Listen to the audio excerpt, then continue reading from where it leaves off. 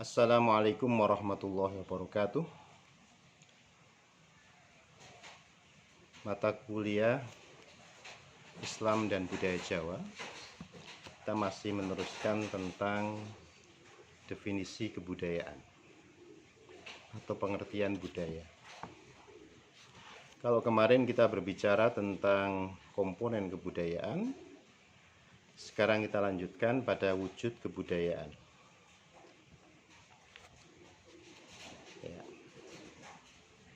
Wujud kebudayaan pada dasarnya bisa berupa benda-benda yang diciptakan oleh manusia sebagai makhluk yang berbudaya, makhluk yang kreatif, berupa perilaku dan benda-benda yang bersifat nyata. Misalnya berbentuk perilaku, bahasa, alat tutur peralatan hidup, organisasi sosial, kepercayaan, religi, seni, dan lain-lain, yang kesemuanya dimaksudkan untuk membantu manusia dalam melangsungkan hidup bermasyarakat. Sementara Gigi Hunigman membedakan wujud kebudayaan menjadi tiga. Ada wujud kebudayaan yang berupa gagasan, itu yang disebut dengan wujud ideal. Kemudian aktivitas berupa tindakan, ada lagi yang bersifat artefak, karya. Ini tiga hal ini, kalau wujud ideal, bagian dari kebudayaan yang bersifat abstrak, tidak bisa dilihat, tapi yang ada dalam akal pikiran manusia. Ada satu keyakinan lokal pada diri manusia, dan masing-masing bangsa, masing-masing masyarakat memiliki keyakinan tersebut. Seperti contohnya kalau masyarakat Jawa misalkan, orang meninggal, orang tuanya meninggal, dia punya keyakinan bahwa mendoakan terhadap orang tua itu adalah bentuk dari dharma bakti seorang anak kepada orang tua. Sehingga jika tidak, misalkan dia merasa kualat. Ini ada dalam akal pikiran dan keyakinan masyarakat. Kemudian diwujudkan dalam bentuk tindakan, dia melakukan doa, mengumpulkan terhadap masyarakat dan keluarga untuk berdoa bersama-sama. Kemudian kalau dilanjutkan, bukannya sekedar doa, tapi kemudian ada yang bersifat artefak. Artefak itu wujud konkret dari kebudayaan, suatu hasil dari aktivitas, perbuatan, dan karya. Misalkan di situ kemudian ada bentuk makanan, diwujudkan dalam bentuk ingkung, diwujudkan dalam bentuk berkat, diwujudkan dalam bentuk bancaan dan lain sebagainya. Itu adalah seni. Makanya ada, kalau masyarakat Jawa misalkan, ada bentuk gunungan, itu kan bentuk artefak. Gunungan itu diambilkan dari idealisme masyarakat, ingin hidup guyup rukun bersama masyarakat. Kemudian dia melakukan kumpul bersama, dan setelah itu disajikan yang namanya gunungan sebagai simbol dari kerukunan masyarakat, persatuan, dan lain sebagainya. Itu memuat tiga hal sekaligus.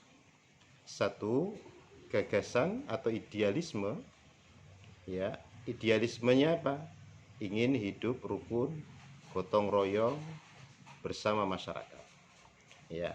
Aktivitasnya apa? Kumpul bersama-sama sebagai simbol kerukunan sosial. Kemudian yang ketiga adalah dibentuk makanan yang nasi seperti gunungan gitu, yang demikian ini kemudian dimakan bersama-sama di situ. Inilah 3 hal wujud kebudayaan dari masyarakat Jawa, terutama sekali. Itu hal-hal penting untuk wujud dari kebudayaan yang ada di sekitar kita. Masih banyak contoh ya, masih banyak contoh di masyarakat kita, bisa dilihat beberapa hal yang terkait dengan wujud kebudayaan itu, dimulai dari idealisme, kemudian bentuk tindakan konkret, yang ketiga adalah artefak, bentuk seni, hasil konkret dari cara berpikir masyarakat di Jawa. Maka kalau ada bancaan misalkan wetone apa, dia Jumat Kliwon dia lahir, kemudian setiap Jumat Kliwon kemudian ada bancaan.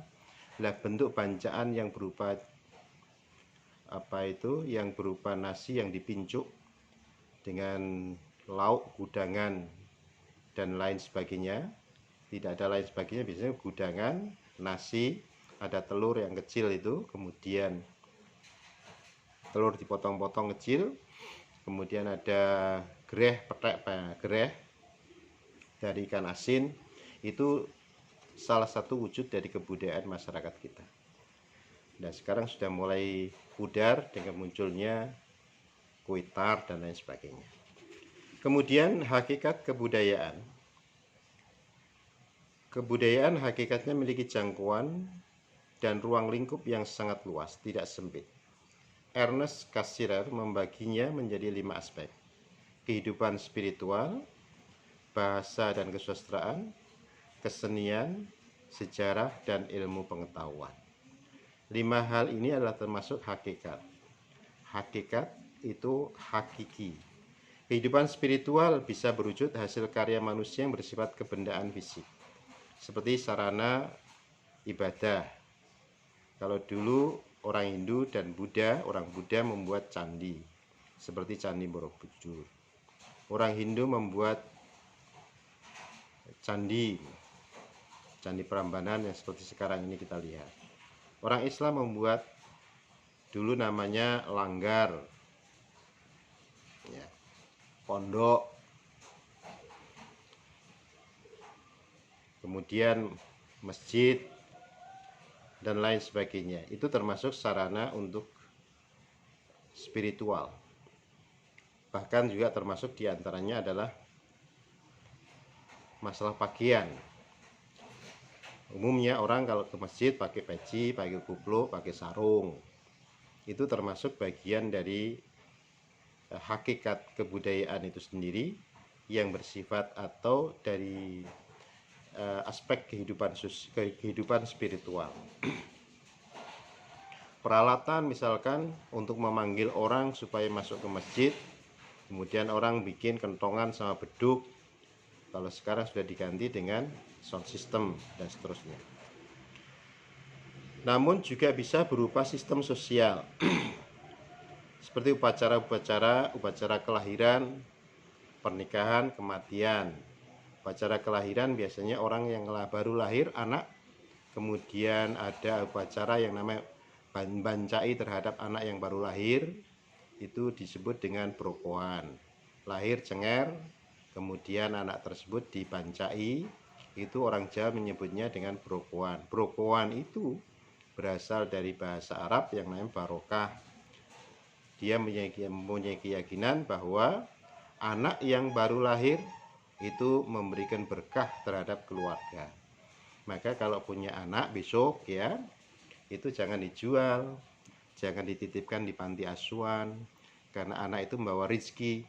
Meskipun anaknya banyak ya, nampaknya kehidupannya sangat mepet sekali, tapi kemungkinan Allah Subhanahu wa Ta'ala memberikan rezeki terhadap anak tersebut.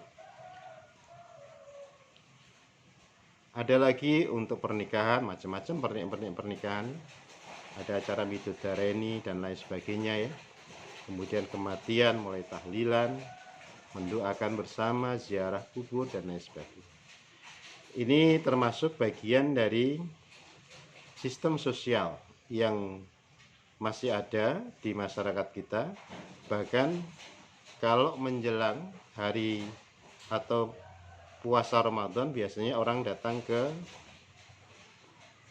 kuburan ziarah, kemudian orang Jawa menyebutnya dengan sadranan, ya. Sadranan. Kemudian orang menyebutnya kalau mendoakan kepada orang meninggal kemudian pakai tahlilan. Tahlilan itu ya dari bahasa Arab tahlil. Tahlil itu ucapan la ilaha illallah, itu tahlil. Maka tidak diperbolehkan orang baca tahlil kok malah dikafirkan. Ya, sedangkan orang yang 70 tahun dia kafir, ketika membaca la ilaha illallah dia adalah masuk Islam. Kalau sekarang orang yang masuk Islam malah dikafirkan. Itu yang lucu. Sedangkan bahasa dan kesusastraan meliputi bahasa daerah, pantun, syair, dan novel-novel atau segala bentuk sastra. Maka gundul-gundul pacul, lir-ilir, tandure wis sumilir itu adalah produk dari hakikat kebudayaan, di mana kata-kata gundul-gundul pacul itu bisa ditemukan oleh orang Jawa, ya, lir-ilir, karena memandang alam semesta ini kemudian dia diekspresikan untuk melihat bahwa perkembangan Islam sudah mulai menghijau. Ya, lir-ilir tandure wis sumilir, tak ijo royo-royo, tak senggo penganten anyar. Ini menunjukkan tentang perkembangan dan masuknya Islam di Jawa ya sudah digemari, makanya para pemimpin dianggap seperti halnya para gembala. Cah angon penekno blimbing kuwi, lunyu-lunyu penekeng kanggo sebo lunyu-lunyu penekeng kanggo sebo mengko sore. Apa itu? Lir ilir tandure wis sumilir, tak ijo royo-royo, tak senggo penganten anyar. Cah angon penekno blimbing kuwi, lunyu-lunyu penekno kanggo basuh dodot ira kumitir bedaing pinggir, dondomono jlumatono kanggo sibo mengkusur. Nah, ini kan bahasa-bahasa kias ya. Blimbing itu lingirannya 5. Itu supaya kita hidup ini berpegang pada rukun Islam, syahadat, sholat, puasa, haji, zakat, haji, dan seterusnya. Sekarang nilai budaya. Nilai budaya kebudayaan biasanya meliputi wawasan etika dan kepribadian manusia sebagai individu maupun sebagai masyarakat. Hal ini meliputi ekonomi, solidaritas, agama, seni, relasi kuasa, dan teori. Nilai teoritik. Ya. Ada nilai ekonomi, ada nilai agama, ada nilai seni, ada nilai kuasa, nilai solidaritas. Ya. Ada 6 nilai. Ya. 6 nilai ini diantara nilai teoritik akal budi manusia. Ini kan teori yang diberikan oleh Tuhan dan difungsikan dengan baik, membuat manusia menjadi makhluk yang cerdas. Maka nilai teoritik ini antara daerah satu dengan daerah yang lain berbeda, karena alam sebagai sebuah refleksi kemudian dipantulkan dalam akal pikiran manusia. Maka orang yang daerah pesisir dengan daerah yang pegunungan itu adalah secara sosial dia mempunyai keyakinan yang berbeda. Ada nilai ekonomi, penamaan atas benda-benda dan kejadian-kejadian, kemudian menggunakannya dalam hubungan sosial, akan terjadi proses ke arah nilai ekonomi atau kegunaan. Kemudian nilai agama, faktor intrinsik batin yang ada pada diri setiap manusia akan menuntun dirinya mengenal konsep kemahakuasaan. Ya. Makanya alam semesta ini penting. Dia sudah merefleksikan terhadap alam. Kemudian dia mengenal dari Tuhan. Alam, Tuhan, dan manusia.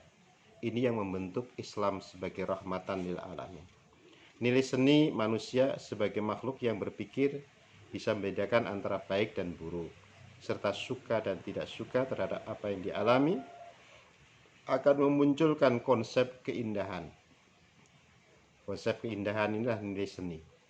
Ya, segala sesuatu yang indah, kalau yang bersifat religi, segala sesuatu yang indah yang mendorong manusia untuk berbuat kebaikan, inilah namanya seni yang bersifat religi. Kalau seni yang bersifat liar umum, itu ya umum aja, entah itu